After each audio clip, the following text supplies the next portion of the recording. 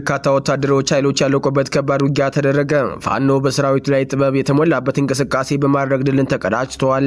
የጦሩ መሳሪያዎች በምርኮ ገቢ አድርጓል።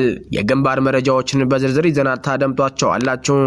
መዲናዋ ውስብስብ አደጋ ውስጥ ገብታለች። ማጅራት መቼዎች ስጋት ሆነዋል ሲሉ ነዋሪዎቹ ተናገሩ። አዲስ አበባ በአዲስ አጥቂ ኃይል ተጥለቅልቃለች። ወጥቶ መግባት አስጊ ሆኗል። አርሲ የንጹሃን እንባ አሁንም እየፈሰሰ ቢሆንም አባሽ አላገኘም። በከተማዋ እየታየ ያለውን የተቀናጀ ውስጣዊ ወንጀልና የአርሲ አሁናዊ ስጋትና የጭካኔ እርምጃ እንዲሁም የጥንቃቄ መረጃ ዝርዝር እናስደምጣችኋለን። ወታደራዊ ድሮን ተመቶ ወደቀ። ቀጠናዊ ከባድ ውጊያና ውጥረትን እያስተናገደ ነው። በሱዳንና በኢትዮጵያ ድንበር ቀጠና ያለው ወታደራዊ ውጥረት እየተባባሰ መጥቷል። በቀጠናው በአገዛዙ የሚደገፈው ኃይል ድሮን በመደበኛ ጦሩ ተመቷል። የድንበር ቀጠናዊ መረጃችን ነው። 60 የሚጠጉ ኢትዮጵያውያን የሞት ቅጣት ሊፈጸምባቸው እንደሚችል ተገለጸ። የ4 ኪሎ ባለዙፋን መድረስ አለመቻሉ የብልጽግና ባዶነት ያመላከተ መሆኑ ተጠቁሟል። ሰላምና ጤና ይስጥልን የተከበራችሁ አድማጭ ተመልካቾቻችን፣ አክብሮታዊ ምስጋናችን በያላችሁበት ይድረሳችሁ እያልን ሐምሌ 8 2018 የረፋድ ዜና ሰዓታችንን ጠብቀን ተገናኝተናል። በቆይታችን አጫጭር ዝርዝር እና አሁናዊ ዜናዎችን ይዘን ቀርበናል። ቻናሉን ሰብስክራይብ፣ ላይክ፣ ሼር በማድረግ ቤተሰብ ሁኑ። ወደ ዝርዝር ዘገባዎቹ አለፍን።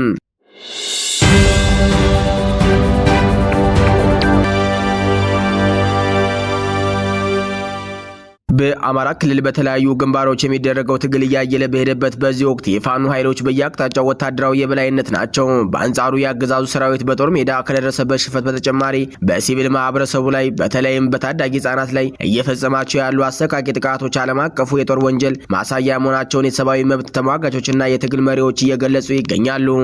ዛሬ ከንጋት ጀምሮ በደንበጫና በማቻከል ቀጠና የአማራ ፋኖ ብሔራዊ ንቅናቄ ቴዎድሮስ 109ኛ ኮር 99ኛ ክፍለ ጦር ኢንጂነር ክብር ተመስገን ሻለቃና በላይ ዘለቀ ሻለቃ ከብልጽግናው ጥምር ኃይል እየተዋጉ ሲሆን ውጊያውን በመድፍና የተለያዩ ከባድ መሳሪያዎች የታገዘ ነው። ከጠዋት የጀመረው ትንቅንቅ በተለያዩ ግንባሮች እየተካሄዱ ሲሆን በአሁኑ ሰዓት በደንበጫ ወረዳ በአንጀኔ እንዲሁም በዳባ ቀጠና እየተዋጉ ሲሆን በማቻከል ወረዳ ደብረ ቀለም ቀጠና ከባድ ትንቅንቅ እየተደረገ ይገኛል። በተጋለው ደንበጫ ከተማ ከመሸገው ያገዛዙ ኃይል ዙሪያ ወረዳ ቀጠናዎች በዘፈቀደ የመድፍ ድብደባ ያካሄደ ስለመሆኑ ወታደራዊ ምንጮች አረጋግጠዋል።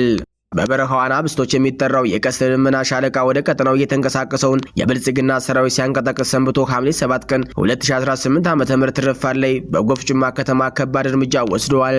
ከሌሊቱ 11 ሰዓት ላይ በተጀመረው መብረቃዊ ጥቃት የፋኖ ወገን ጦር ሙሉ የውጊያ የበላይነት የወሰደ ሲሆን በጠላት ኃይል ላይ ከፍተኛ ቁሳዊ፣ አካላዊና ሞራላዊ ኪሳራ አድርሰዋል። በውጊያው 4 ክላሽንኮቭ ጠመንጃ፣ 4 የወገብ ትጥቆችና በርካታ የእጅ ቦምቦች፣ 1 የስናይፐር ካዝና ከተትረፈረፈ ጥይቶች ጋር በርካታ የክላሽና የብሬን ተተኳሾች፣ 2 ፒክአፕ እና 2 አምቡላንስ ሙሉ የቁስለኛ ወታደሮች የጫኑ መኪኖች ከውጊያው ቀጠና ወጣዋል።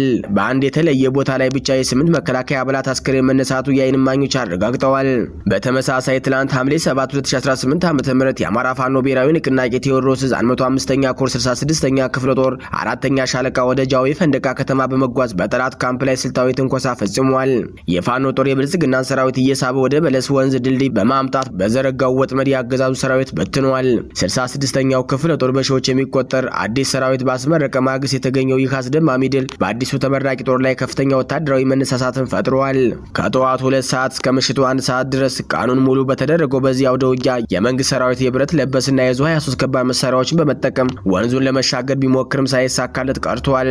ከባድ መሳሪያው በንጹሃን ላይ ስጋት ፈጥሮ የዋለ ሲሆን አገዛዙ በውጊያው የደረሰበትን ከፍተኛ ጉዳት ለመሸፈን አስክሬኖችና ቁስለኞችን በወራድ በፓትሮልና በአምቡላንስ መኪናዎች በጨለማ ሲያመላልስ አምሽቷል። ይህ በእንዲህ እንዳለ በግንባር የተከናነቡትን ወታደራዊ ሽንፈት ተከትሎ የመከላከያ ሰራዊት አባላት በመከላከያነት ስማቸው ስር ተደብቀው በሰሜን ወሎ ዞን መቄት ወረዳ በፍላይ ከተማ ውስጥ ተከታታይነት ያለውና አሰቃቂ ያስገድዶ መድፈር ወንጀል መፈጸማቸው ተሰምተዋል። ይህ አይነቱ ድርጊት ያገዛዙ ሰራዊት አቅመቢስነት፣ የሞራል ዝቅጠትና የስነ ምግባር መላሸቅ በግልጽ ያሳየ ነው ተብሏል። የመጀመሪያው ጥቃት ሐምሌ 3 ቀን 2018 ዓ.ም በፍላቂ ከተማ ጨጓሬ መስክ በተባለ ስፍራ አንዲት የ8 ዓመት ታዳጊ ልጅ በአንድ የመከላከያ አባል አስገድዶ መደፈር ተፈጽሞባታል። ታዳጊዋ በደረሰባት ከባድ የአካልና የስነ ልቦና ጉዳት ምክንያት በአሁኑ ወቅት በሸደሆ መቄት መጀመሪያ ደረጃ ሆስፒታል ራሷን ስታ በሕክምና ላይ ትገኛለች። የሁለተኛው ጥቃት ሐምሌ 7 ቀን 2018 ዓ.ም በ4 ቀናት ልዩነት ውስጥ የድሮው ሐሙሲት ተብሎ በሚጠራው አካባቢ በተመሳሳይ ሁኔታ ሌላኛዋ የ9 ዓመት ታዳጊ ልጅ በሌላ የመከላከያ አባል ያስገድዶ መድፈር ወንጀል ተፈጽሞባታል። ይህችም ታዳጊ በአሁኑ ወቅት በተመሳሳይ ሆስፒታል ድንገተኛ ሕክምና ገብታለች። በአማራ ክልል እየታየ ያለው ወታደራዊ ሁኔታ የፋኖ ኃይሎች በስትራቴጂካዊና በመስክ ውጊያዎች ላይ የበላይነቱን እየያዙ መምጣታቸውን ያሳያል። በአንጻሩ የቁልቁለት ጉዞ ላይ የሚገኘው የመንግስት ሰራዊት በጦር ሜዳ ያጣውን ድል በንጹሃን ህጻናት ላይ በሚፈጽመው ያስገድዶ መድፈርና የአሸባሪነት ተግባር ለመተካት መሞከሩ ዓለም አቀፍ የጦር ወንጀልና በሰብአዊነት ላይ የተፈጸመ ወንጀል ነው። ይህ የሰራዊቱ የዲሲፕሊን መላላትና የሞራል ውድቀት የገዢው ቡድን የመጨረሻ ሽንፈት ዋዜማ አመላካች መሆኑን የፖለቲካና የወታደራዊ ተንታኞች እየገለጹ ይገኛሉ።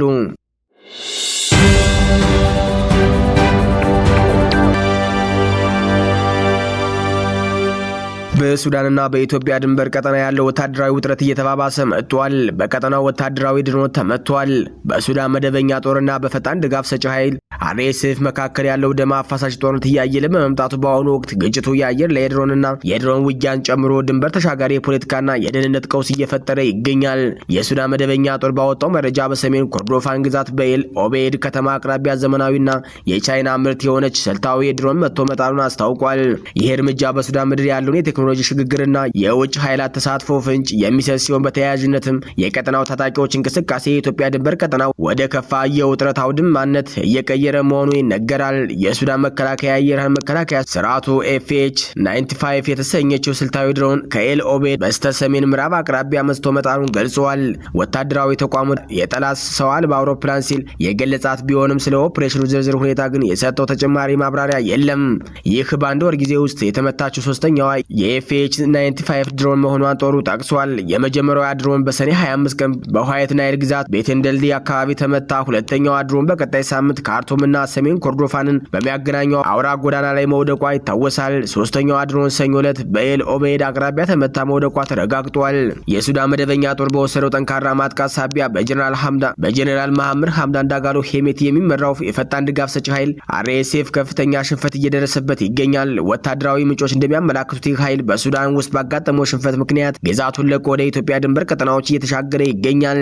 ኢትዮጵያ ውስጥ በአህመድ መንግስት ድጋፍ እንደሚደረግለት የሚነገርለት የፈጣን ድጋፍ በአብይ አህመድ መንግስት ድጋፍ እንደሚደረግለት የሚነገርለት የፈጣን ድጋፍ ሰጪ ኃይል አርኤስኤፍ በድንበር አካባቢ ከጉምዝ ነጻ አውጪ ታጣቂዎች ጋር ከባድ ግጭት ውስጥ መግባቱ ተሰምቷል። ይህ ክስተት የሱዳን የእርስ በርስ ጦርነት ወደ ኢትዮጵያ ውስጥ ክፍፍል በመሻገር የድንበር ቀጠናውንና ምዕራብ ኢትዮጵያ የጦርነት አውድማ የማድረግ ዕድሉ እጅግ ከፍተኛ መሆኑን ያሳያል። ታዛቢዎችና የፖለቲካ ተንታኞች እንደሚሉት የአብይ አህመድ አስተዳደር በሁለት ግንባር ከባድ ፈተና ውስጥ ወድቋል። ጠቅላይ ሚኒስትሩ በሱዳን ውስጥ ፖለቲካ ውስጥ በተዘዋዋሪ የሚደግፉት የፈጣን ድጋፍ ሰጪ ኃይል እየደረሰበት ያለው ወታደራዊ ሽንፈትና ከሀገር መፈናቀል የአስተዳደራቸውን የቀጠና ተጽዕኖ ክፉኛ ጎድቶታል። በሌላ በኩል በአማራ ክልል በፋኖ ኃይሎች በኩል እየደረሰ ያለው ከፍተኛ ወታደራዊ ፈተናና የመንግስት ጦር እየገጠሙ ያለው ሽንፈት የአስተዳደሩን የህልውና ጊዜ እያፋጠነ መሆኑ ተነግሯል። የሄሜቲ ኃይል በሱዳን መደበኛ ጦር ተመቶ መበታተኑና በኢትዮጵያ ውስጥ መሸሸጋ ፍለጋ መንከራተቱ እንዲሁም በኢትዮጵያ ውስጥ የፋኖ ኃይሎች እያሳዩት ያለው ወታደራዊ የበላይነት የአገዛዙን የመጨረሻ የውድቀት ጊዜ ሊያፋጥነው የሚችል ቀውስ እየወለደ ነው ሲሉ ስማቸው እንዳይጠቀስ የፈለጉ የቀጠናው ደህንነት ተንታኝ ገልጸዋል። በቻይና ድሮኖች የታገዘውና በሱዳን ሰማይ ስር እየተካሄደ ያለው የአየር ላይ ውጊያ ጦርነቱ ከፍተኛ የቴክኖሎጂና የውጭ ኃይላት እጅ ያለበት መሆኑ የሚያረጋግጥ ነው።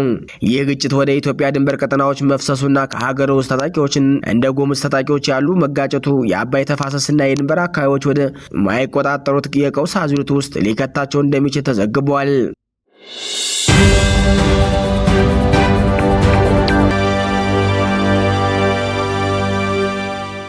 ማጅራት መቺዎች ስጋት ሆነውብናል። አዲስ አበባ በአዲስ አጥቂ ኃይል እየተጠቀለቀች ነው። በኢትዮጵያ በአሁኑ ወቅት እየታየ ያለው የጸጥታ መላላትና የወንጀል መስፋፋት በዋና ከተማው አዲስ አበባ ብቻ ሳይሆን በክልሎችም የንጹሃን ሕይወት እያናጋ ይገኛል። በአዲስ አበባ የሚታየው የማጅራት መቺነት ወንጀል መልክ መቀየርና በኦሮሚያ ክልል ምስራቅ አርሲ ዞን እየተፈጸመ ያለው ስልታዊ ጥቃት የፌዴራሉንና የአካባቢውን አስተዳደር ደካማነት ቁልጭ አድርገው የሚያሳዩ መሆናቸውን ታዛቢዎችና ነዋሪዎቹ ተናገሩ።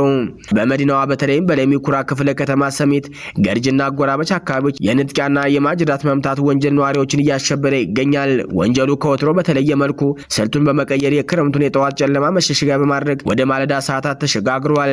በጠዋት ወደ ቤተ ክርስቲያን የሚሄዱ አረጋውያን እናቶችና ወደ ስራ የሚገሰግሱ ነዋሪዎች የዚህ ጥቃት ሰለባ እየሆኑ መጥተዋል። ቁጥራቸው ቀላል የማይባሉ ነዋሪዎችና የውስጥ ምንጮች እንደሚገልጹት የከተማዋ ፖሊስ ወንጀሉን ለመቆጣጠር አቅም ከማጣቱ በላይ በርካታ የመዋቅሩ አባላት ከዘራፊዎች ጋር በቀጥታ የሚሆን በተዘዋዋሪ በመሻረክ የገንዘብ ጥቅም ተካፋይ ተካፋይ መሆናቸው ወንጀሉ እንዲስፋፋ እድል ፈጥሮለታል ብለዋል። ችግሩን እያወቁ አድበስብሶ ማለፍና ተቋማዊ ቸልተኝነት ማሳየት ከጥቅም ትስስር የመነጨ ነው ሲሉ ነዋሪዎች ይደመጣሉ። ፖሊስ በበኩሉ በሰሚት ገርጅና ጎሮ አትሌት መንደር አካባቢዎች ሰፊ አሰሳ እያደረገ መሆኑን ህገወጥ የሺሻ ቤቶችን በማፍረስ በአንድ ቀን ብቻ 80 የተሰረቁ ስልኮችን ማስመለሱ ይናገራል። ሆኖም የፖሊስ አሰሳ ሰዓት ከቀን 12 ሰዓት እስከ ሌሊቱ 1 ሰዓት መሆኑ ወንጀለኞቹ የፖሊስ የጥበቃ ክፍተትን አጥንተው ጥቃቱን ወደ ጠዋት ማለዳ እንዲያዛውሩት እድል ሰጥቷቸዋል። ይህንም ያስተዳድሩን ስልታዊ የጸጥታ ድክመት ያሳያል። ከአዲስ አበባ ውጭ ባሉ የጸጥታ ቀውስ በምስራቅ አርሲ ዞን አስኮ ወረዳ በአማራ ተወላጆችና በኦርቶዶክሳውያን ላይ የሚፈጸመው ግድያና እንግልት እጅግ አስከፊ ደረጃ ላይ ደርሷል። በአካባቢው የወደድ ብልጽግና አስተዳደር በሚደግፋቸውና ከኦነግ ጋር ትስስር አላቸው በሚባሉ ታጣቂዎች አማካኝነት ስልታዊ ጭፍጨፋ እየተካሄደ መሆኑ ተገልጿል። ሐምሌ 6 ቀን 2018 ዓ.ም ምሽት 2 ሰዓት ገደማ በአስኮ ወረዳ ሃሮ ቀበሌ ላፍቶታ በተባለ ቦታ 2 ንጹሃን ኦርቶዶክሳውያን በአሰቃቂ ሁኔታ ተገለዋል። ሟቾቹ የ36 ዓመቱ ወጣት ሻምበል አያሌውና የ3 ልጆች እናት የሆኑት ወይዘሮ ታምራት ሽፈራው ናቸው። ሐምሌ 1 ቀን 2018 ዓ.ም 4 ሰዎች የተገደሉ ሲሆን በሐምሌ 4 ቀን ደግሞ በሰንቦ ቀበሌ ዳኛም የለው በተባለ ቦታ የ87 ዓመቱ አዛውንት አቶ ተፈራ ካሳዬ በአሰቃቂ ሁኔታ ተገለዋል። ጥቃቱ በሚፈጸምበት ወቅት በቅርብ ርቀት ላይ የክልሉና የፌዴራል ጦር ቢኖሩም ከባድ መሳሪያ እንደ ዝናብ እየዘነበ ባለበት ወቅት የወረዳው አመራሮች ምንም አይነት የነፍስ አድን እርምጃ አልወሰዱም። በወቅቱ በርካታ ንጹሃን ቤታቸውን ጥለው በጫካ ውስጥ በብርድና በዝናብ ለማደር ተገደዋል። የአካባቢው አስተዳደር ወንጀሉ ከመከላከል ይልቅ መረጃዎች እንዳይወጡ ለማፈን ከፍተኛ ጥረት እያደረገ ይገኛል። በወረዳው አስተዳዳሪ በአቶ ገቢ ገልቹ ትዕዛዝ ሰጭነት የጸጥታ አካላት በሌሊት የንጹሃን ቤት እያንኳኩ ስልክ ይፈትሻሉ። የሚገደሉትን ሰዎች መረጃ ብታወጡ በፋኖነት ፈርጀን ያለምንም ቅድመ ሁኔታ በአደባባይ እንረሽናችኋለን በሚል ዛቻ ወጣቶች እየተፈራረቁ ወደ እስር ቤት እየተወረወሩ ይገኛሉ። እነዚህ ተደራራቢ ሁነቶች የአብይ አህመድ አስተዳደር ዜጎችን መሰረታዊ የህልውናና የደህንነት መብት ለማስከበር ያለውን አቅመቢስነት ያሳያሉ። በዋናነት ከተማዋ ፖሊስ በጥቅም ትስስርና በአሰራር ድክመት ከተማዋ መቆጣጠር ሲያክተው፣ በክልሎች ደግሞ የመንግስት መዋቅር ራሱ ንጹሃንን በማስፈራራትና ጥቃቶችን በዝምታ በመደገፍ ቀውሱን እያባባሰው ይገኛል።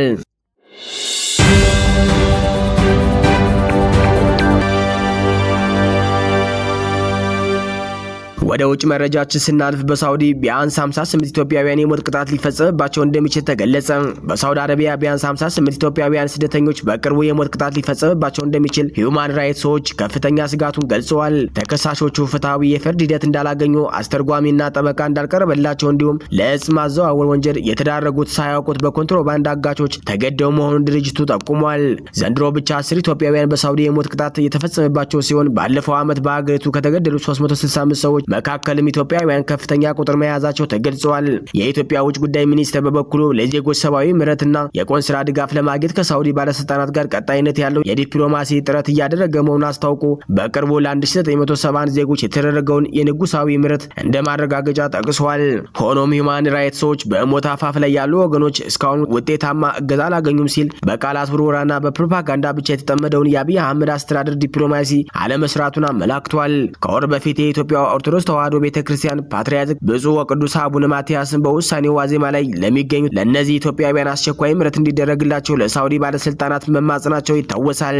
አድማጭ ተመልካች ቤተሰቦቻችን ለሰዓቱ የተዘጋጁ መረጃዎች የተከታተላችኋቸውን ይመስሉ ነበር። ሀሳብ አስተያየታችሁን ኮሜንት መስጫው ላይ ጻፉልን። ቻናሉን ሰብስክራይብ ማድረጋችሁ እንዳዘነጉ ልናሳስባችሁ ወደድን። በያላችሁበት መልካም ጊዜ ተመኘን። ቸር ቆዩን።